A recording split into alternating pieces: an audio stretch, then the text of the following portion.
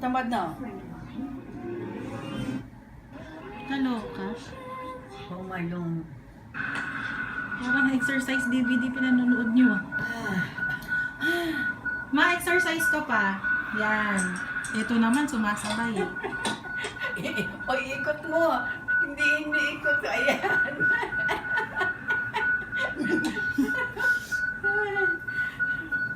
Nung araw, lagi ako nag-exercise niya. Noon? Saan, ma? Saan ka nag-exercise dati, Ma? Every morning yan, exercise. Dun sa garden. Radyo tayo. Ano yun? Saan? Ano yun, ma? Yung radyo tayo. Ano yun? Yung May ano- exercise sa radyo, pag tumnan sa taas Ah. ng radyo. Panahon ng hapon. Ang nangising ko kasi na ano kaya. Ma, say hi! Binibidyo kita eh. Ah. Sabi ko, Mama. Hi.